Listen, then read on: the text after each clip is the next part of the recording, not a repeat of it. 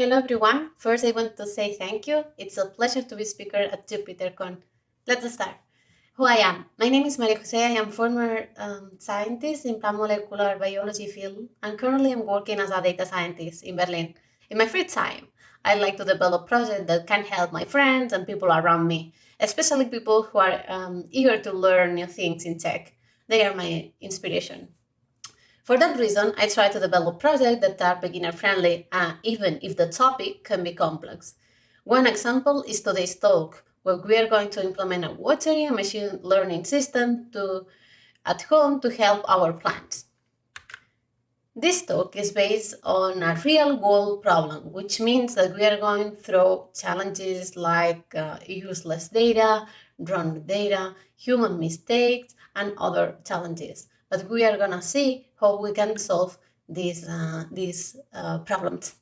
On the bright side, you're going to see how different topics such as sensor, plants, circuit Python, microcontroller, machine learning, and Jupyter notebooks can help our plants. Well, a useful lesson that I learned from the data science world is that before you start a project, you need to answer some questions to evaluate the pros and the cons. I also apply this to my personal projects to know how much I should invest. First, it's crucial to find your project goal because it's easy to lose the focus, don't see the forest for the trees. In this case, my goal was create a beginner-friendly watering and a prediction system for helping plants. What about cost? When I talk about cost, I mean how much time, effort, money, and frustration I'm gonna need to invest. This project is time and effort consuming, but not much. Don't worry because the automation is key. But honestly, we are gonna face some challenges related to the plants. What could be the outcome? We're gonna have happier plants, we're gonna increase our skills, or we are gonna have a skills improvement, and also you can boost your creativity with a lot of hours of fun. Well, then how can we help our plants? Well, we are going to implement an automatic watering system, which will be also useful to collect data for further analysis. This part will be brief because we don't have enough time for all the topics that I want to share with you today. If you're interested in more applicability, different kind of watering systems, materials information, just check my previous project Plantaris or my PECON US 2020 talk, or just write me a message. Well, after the watering system, we are going to implement a predictive system, going through almost all machine learning pipeline and analyze all the challenges that I found. Then let's start talking about moisture sensors, how to measure the moisture of the soil.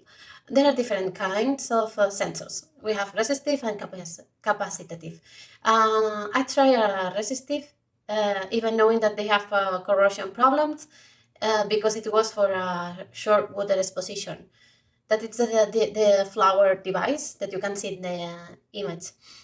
And this specific sensor is really, really useful and really easy to use it, because you just need to connect the cables and directly to the microcontroller and it's working. But if you want to use your sensor in more continuous way, or for this project to develop this project, I truly recommend to use a capacitive that it's on the bottom of the image. Okay, then to get accurate readings out of our soil moisture sensor, it's recommended that you first calibrate it for the particular type of soil that you are going to use, because different types of soils can affect the sensor. So your sensor may be more or less sensitive depending on the type of soil that you are using. This is one of the first things to do also, is define when it's dry and when it's wet. I truly recommend to you create a range because it's really difficult to find a right number. While if you have a range of values, could be better and useful. Moreover, each sensor has one range of sensitivity, or this kind of things.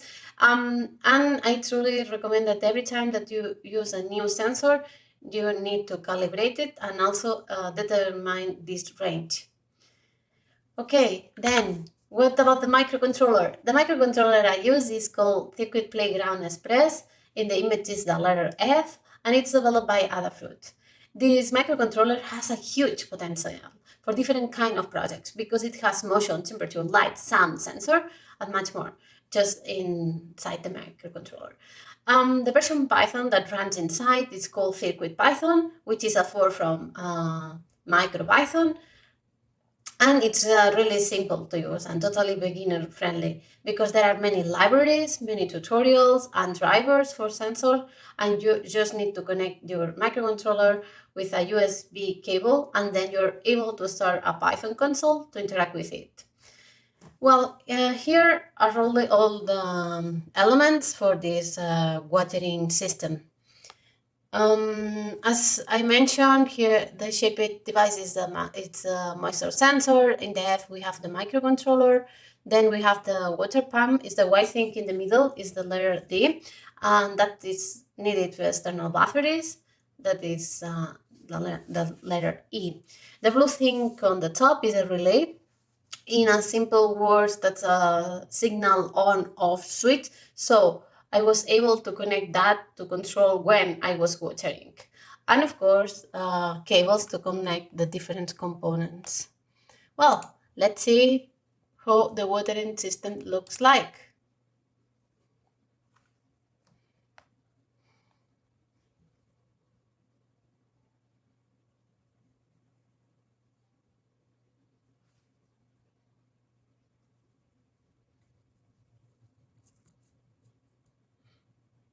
Awesome. Well, if you need some information about how to connect the cables or the different components, just write me a message. I can help you. Well, but what about the code? We can write and run CircuitPython in a Jupyter notebook, just installing some plugins. An amazing tutorial is available in Adafruit website. I truly recommend to visit that tutorial. Well, just a couple of comments about the code, because I just want to show you how to interact with the devices. Since I was sending signal to the relay, I had a digital output connection, and the moisture sensor is an analog input, since I needed to read a number for it. The main loop was really simple. You get the sensor value, and if that's less than the dry and the water the plant for a few seconds. As I mentioned before, here I should just show you a value for a dry value, but I truly recommend the range. Well, at this point we are collecting data from soil moisture, but when we grow plants, there are more factors, like external factors are affecting to our plants. For instance, the relative humidity or the environmental temperature. For that, I connect a DHT22 sensor to my Raspberry Pi. You can find all the details in the repo also if you need to replicate the same system. And I collect the data for the relative humidity and also the temperature. An important step in this project is to review and analyze the data that we are obtaining. And related to that, I have a story. Well, if we go to our Jupyter notebook, what we can see is that we read the files and we obtain the different values. I want to share with you my story. When I was developing the project, I had no time to take a look to the data every day. And what I did was create a random system to take a look to some specific values at some specific point of the day. I mean, it was like, now I have time, I'm gonna take a look to the last value or the value 2 hours ago or whatever. I was really lucky or unlucky, depends on the point of view, because every time that I checked these random values were okay, where I could compare with other devices that I have at home that measure the humidity and the temperature and were kind of similar. And I was really happy until the day that I decided to take a look more in detail to my data because I had free time and say, okay, I'm gonna do a plot. And here I want to show you what I found. In this plot, we have temperature in Celsius on the left. On the right, we have the humidity. And in the x-axis, we have the measurements.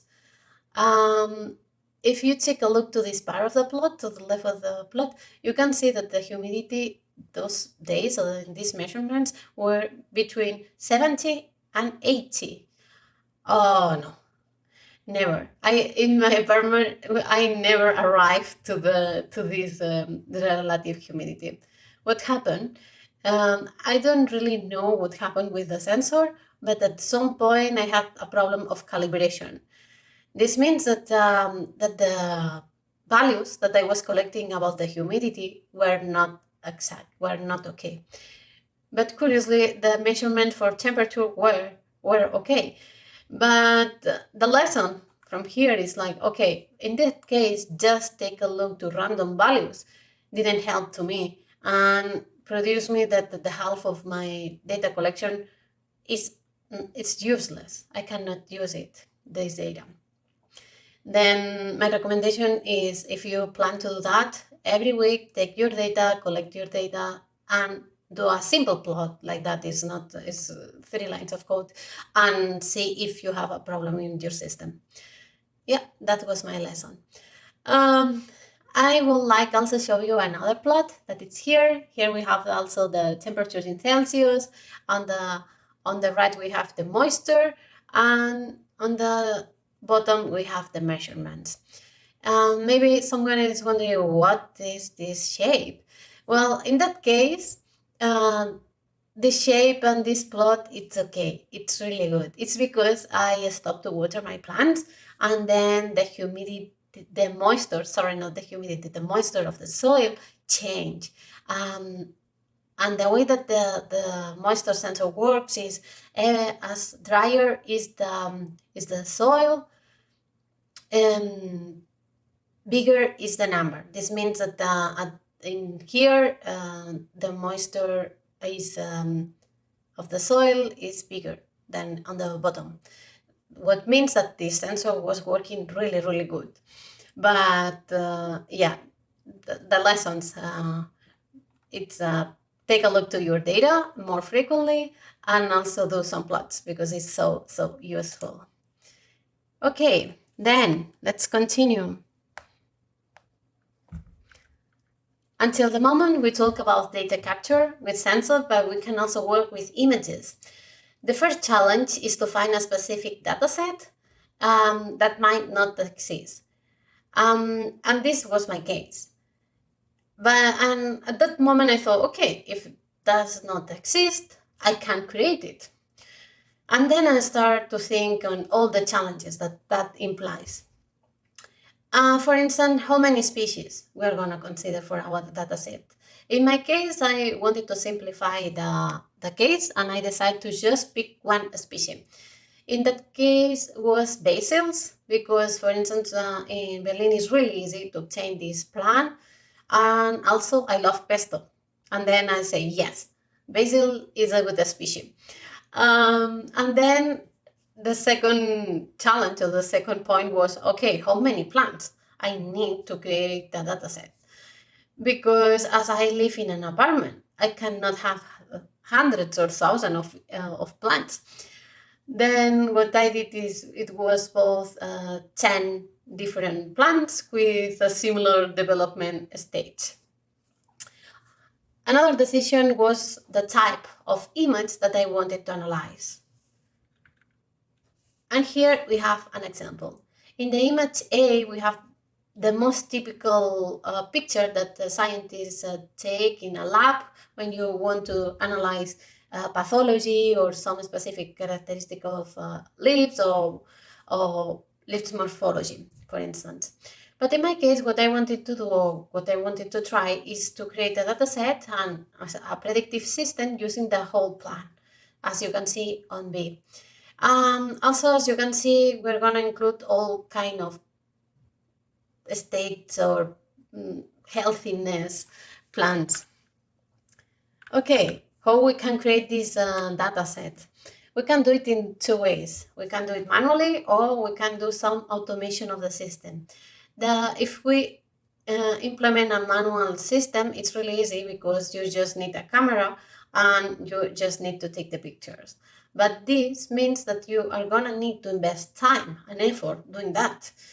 And if you don't have time, or you have other priorities in life, you're gonna not be able to have a data set, never.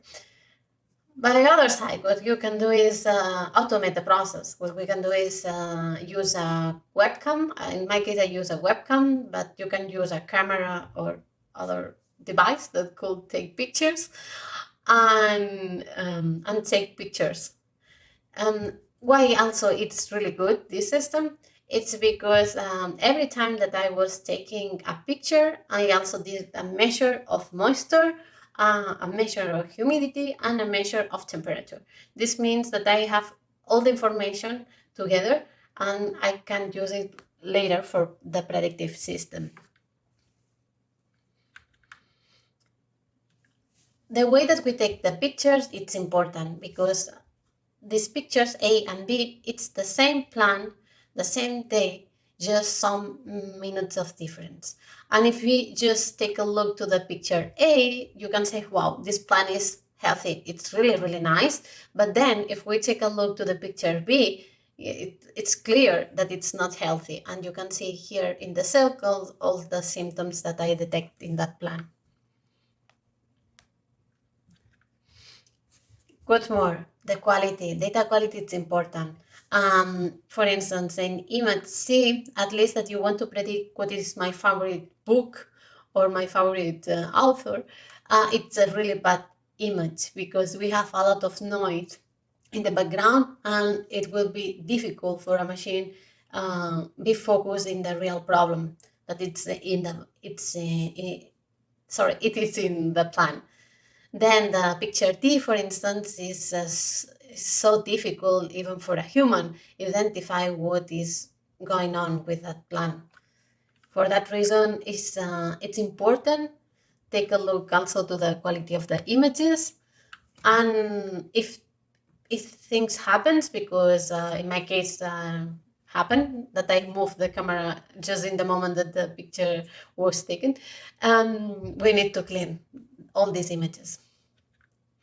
Okay, what's gonna be the labels that we are gonna use? We are gonna use the label OK when the plant is healthy and nice and all is okay.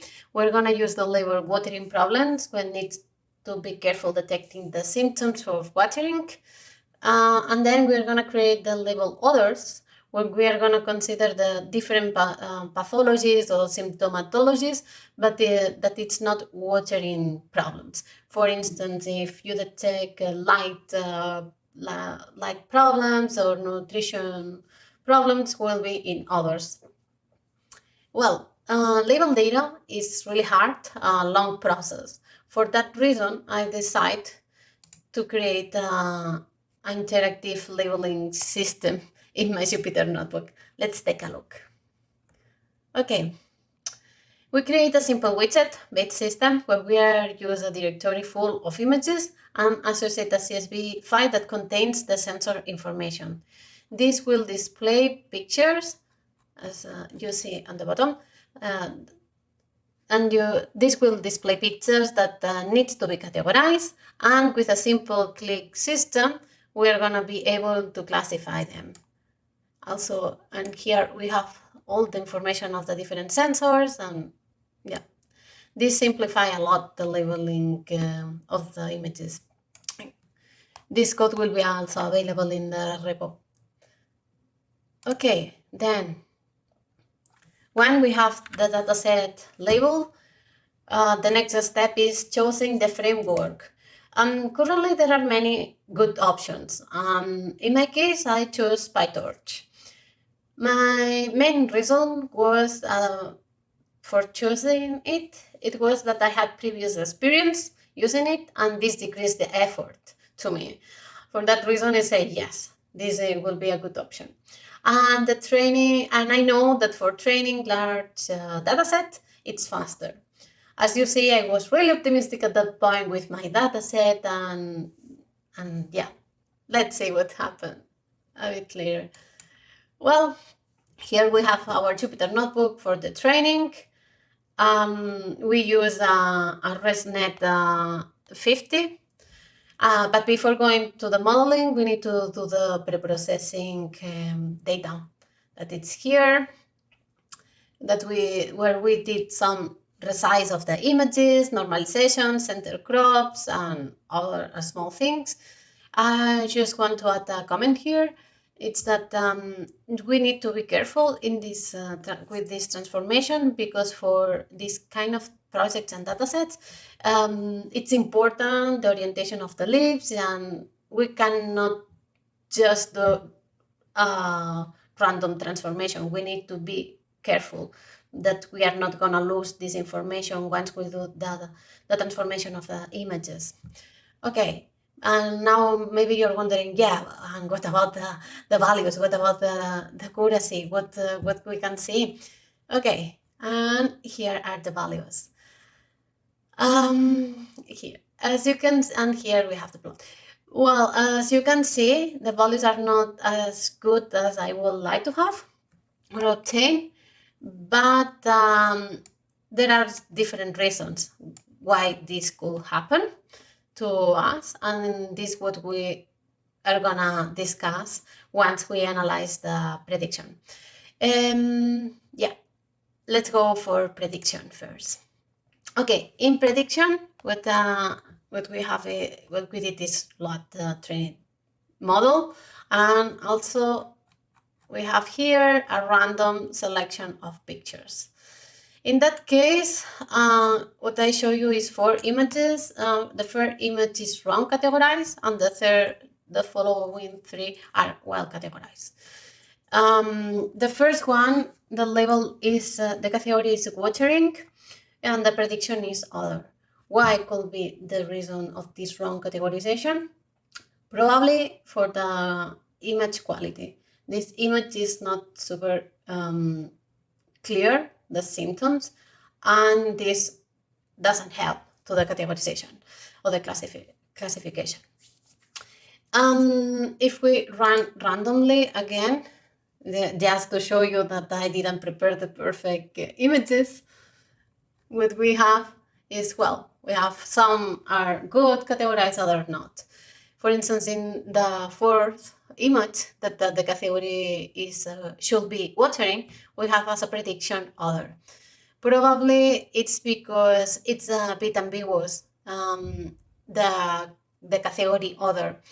We have a really diverse type of images there, and this produces that when the model find a specific characteristic and then goes to this category. Yeah, well, then the good thing in here is that we have a base model. I mean, that we established the base, and now what we should do is an improvement, analyze the reasons and improvement, and it's one of the best parts of the machine learning projects. Sorry, here.